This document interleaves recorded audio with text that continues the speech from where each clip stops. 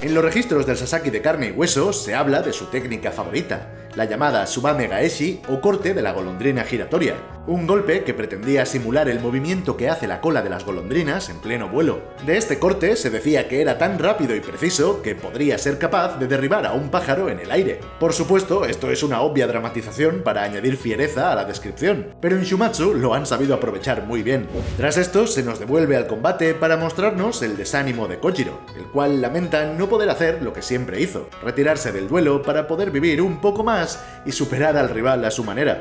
Esta vez no había escapatoria, de modo que en una muestra de respeto se inclina ante Poseidón y se prepara mentalmente para asumir cualquier desenlace. Es así como Kojiro levanta su espada mientras alimenta su espíritu con el recuerdo de cada batalla vivida, y con el respeto eterno hacia aquellos que ayudaron a forjar su camino, se lanza con un ataque en salto. Es durante este momento cuando se nos habla de la espada que porta, una katana recta de enorme longitud que no era para nada común de ver en los duelos. Este tipo de espada recibe el nombre de Nodachi y era mayormente utilizada en el campo de batalla. Es ahí donde sus 90 centímetros de largo podían marcar la diferencia al enfrentar a múltiples enemigos al mismo tiempo. Como curiosidad, Kojiro apodó a su espada con el nombre de palo de secar y lavar, o simplemente palo de secar. Esto se debe a que la espada era tan absurdamente larga que se asemejaba a los palos de madera que se usaban para tender la ropa.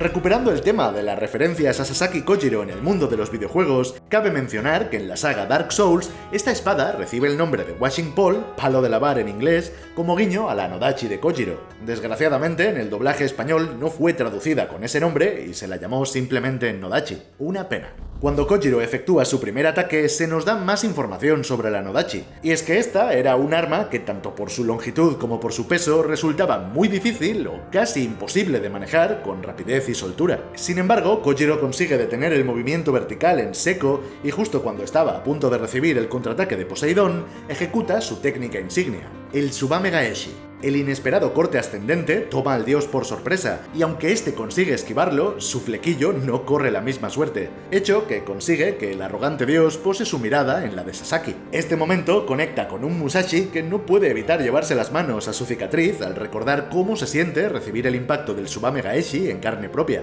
una técnica realmente temible que engaña al contrincante con un primer golpe descendente para a continuación corregir la trayectoria y golpear hacia arriba aprovechando el punto ciego del rival. Haber recibido semejante ataque provoca al hasta entonces calmado Poseidón, el cual avanza hacia Sasaki desatando una andanada de estocadas con su tridente. Pero Kojiro se mantiene firme y logra esquivar cada una de ellas a partir de predecir hacia dónde atacaría después su rival. Y es que esta era la mayor virtud de Sasaki Kojiro. Desde antes incluso de que Poseidón pusiera un pie en el ring, Sasaki ya había analizado minuciosamente cada uno de los gestos del dios, sus pasos, el ritmo de su respiración e incluso el número de veces que cerraba los ojos. Con esta información, Kojiro formó una imagen de Poseidón en su cabeza y simuló los posibles patrones de ataque del dios cientos de veces. Y es que si Adán poseía el mejor contraataque, Kojiro tenía la mejor capacidad de análisis. Sin importar cuántas veces golpease Poseidón, Sasaki siempre lograría estar un paso por delante de él, pues predecía cada uno de sus ataques mucho antes de que estos fueran lanzados. Supongo que casi podríamos decir que Sasaki Kojiro había conseguido ser capaz de ver el futuro.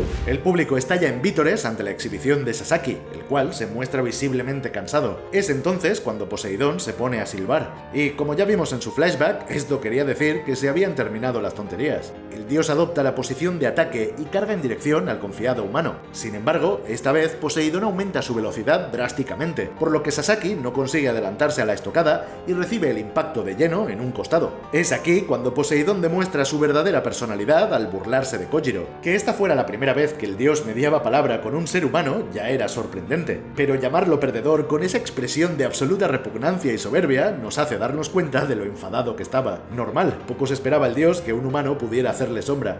A continuación tendríamos uno de los momentos más graciosos del combate, cuando los dioses del estadio se ponen a animar a Poseidón y este se gira a mirarlos con cara de ¿queréis que os mate o qué? Lo que ocurre es que esto no es solo un gag humorístico. La déspota actitud de Poseidón se forma en base a carencias afectivas autoimpuestas. Su narcisista modo de vida enmascara una realidad de la que Poseidón prefiere no ser consciente, pero Sasaki se lo recuerda al cuestionar su absurdo dogma. Y es que el dios estaba solo. Para Sasaki Kojiro, vivir así sonaba triste y patético. Seguramente, en el fondo Poseidón se sentía exactamente igual, pero ¿cómo aceptarlo? ¿Cómo abandonar aquello que ha dado sentido a cada una de tus acciones? Era preferible no afrontarlo. Era mejor hacer oídos sordos y eliminar al molesto y atrevido humano. Es así como un ofendido Poseidón ataca a Sasaki sin piedad, lanzando un torbellino de golpes desde arriba. A diferencia de la vez pasada, Kojiro ni siquiera tiene tiempo de intentar esquivar, por lo que emplea los bloqueos en su lugar. Y aunque el frenesí de los veloces e incesantes golpes parecía imposible de soportar, de nuevo el humano demuestra su increíble habilidad y crece más fuerte con cada nuevo golpe. Se adapta y aprende. Antes de darse cuenta, su cuerpo ya había memorizado los ataques que recibía, por lo que consigue sobreponerse y pasar a la ofensiva. Pero Poseidón también era capaz de leer las intenciones de Kojiro, y tras evitar la trayectoria de la Nodachi, el dios vuelve a la carga con todavía más ímpetu, lanzando al humano a las profundidades de un océano metafórico. Sin apenas aliento, Kojiro resiste la presión y empuja hasta conseguir llegar de nuevo hasta el dios. Tras fallar un primer golpe, Sasaki cambia el estilo de agarre de su espada para aprovechar la inercia y ejecuta su técnica seguro de conectar, pero es ampliamente superado y en el siguiente ataque su espada es incapaz de soportar el peso del ataque de Poseidón y se parte en dos. Esta situación lleva a Sasaki a querer rendirse, pero obviamente, y como ya había entendido antes de empezar a luchar, eso no sería posible. Es entonces cuando Kojiro recuerda la única vez que pasó por lo mismo, la vez que perdió la vida enfrentando a su mayor rival, Miyamoto Musashi. Aquí nos entra un último flashback, pero este es algo distinto, ya que lo que vemos primero es lo que se supone que pasó en realidad. Se dice que Musashi llegó tarde al duelo a propósito con la intención de poner nervioso a Kojiro y así hacerle perder la concentración. Una táctica muy rastrera, pero efectiva. Pues ante la tardanza de su rival, un temperamental Sasaki Kojiro cometió la osadía de lanzar al suelo la vaina de su espada. Un gesto de mal augurio que Musashi no tardó en señalar, pues una espada deja de ser envainada solo cuando aquel que la blande pierde la vida, por lo que deshacerse de la vaina era algo así como firmar una sentencia de muerte. Pero bueno, como siempre, en Shumatsu las cosas ocurren de otra forma, y es que aquí Kojiro lanzó su vaina por una razón mucho más honorable. El duelo con Musashi fue aquello que todo espadachín desearía experimentar. Dejarlo a medias hubiera sido un total y absoluto desperdicio. Al renunciar a la vaina, Kojiro demostró su resolución. No huiría, no escaparía.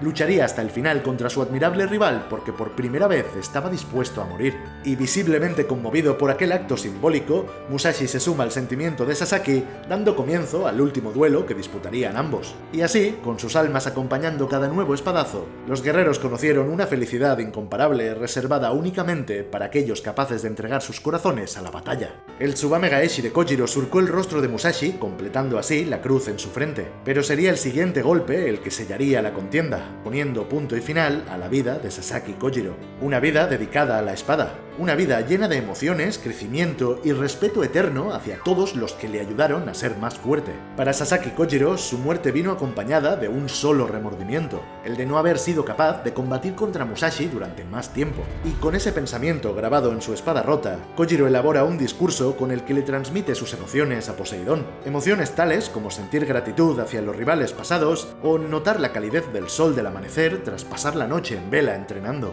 Todas experiencias enriquecedoras de las que Poseidón no sabía nada. Y es que la gran diferencia entre ambos era que Kojiro no luchaba solo. Lo que le otorgaba el filo a su espada eran los sueños y esperanzas de aquellos que fueron sus maestros y rivales. Es así como la Nodachi se convierte en dos katanas debido a la doble personalidad de la valquiria en cuestión y el combate continúa. A partir de aquí, Sasaki pasaría a emplear el famoso estilo de dos espadas desarrollado por Miyamoto Musashi, quien lleno de orgullo le explica a su hijo que Sasaki debió dominarlo a base de reproducir sus movimientos miles de veces. Pero es que no se queda ahí la cosa, ya que uno tras otro, Kojiro empieza a emplear todas las técnicas y movimientos de sus antiguos rivales, y poco a poco consigue ir cortando el cuerpo de Poseidón.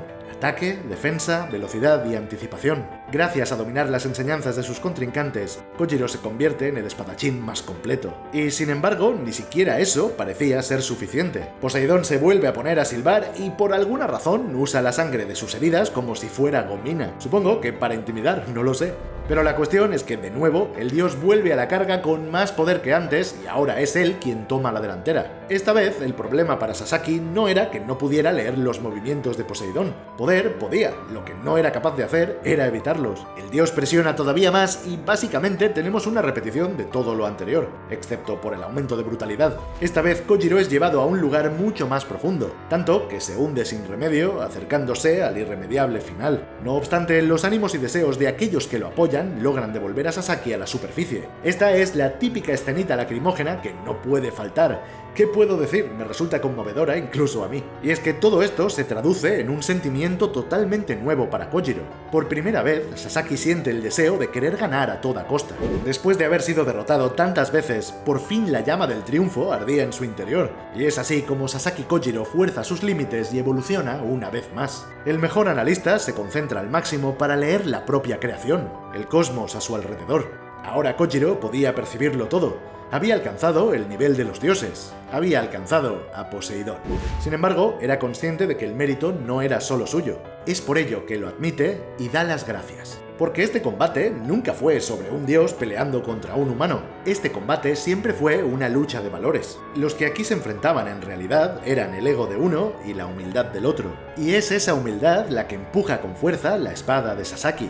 Es esa humildad la que se lleva consigo el brazo de Poseidón. Y aunque el dios no cede ante nada y sigue luchando, ya es inútil. Pues para él era imposible de comprender de dónde provenía el coraje de su contrincante. Es aquí donde el código de Poseidón se hace añicos, porque un verdadero dios debería ser capaz de entender a su propia creación. Y lo más triste de todo es que muere aferrándose a sus creencias, demostrando no haberse dado cuenta de su terrible error. Por tanto, primera victoria de la humanidad y primera victoria de Sasaki Kojiro. Antes de terminar, quiero decir que me gusta mucho lo que han hecho con Sasaki. Todo lo referente al título este del perdedor más grande de la historia no es solamente una exageración por parte de los autores de Shumatsu. En verdad, Sasaki es famoso por su derrota ante Musashi, y mientras que uno es recordado como alguien invencible, el otro nunca dejará de ser un perdedor. Sin embargo, Shumatsu no Valkyrie le da al personaje una especie de retribución y lo eleva a la altura de Musashi, lo cual es un gesto muy bonito. Y bueno, esto ha sido todo. Hasta aquí el vídeo de hoy, gente. Nos vemos en el próximo. Muchas gracias, como siempre, y ¡chao!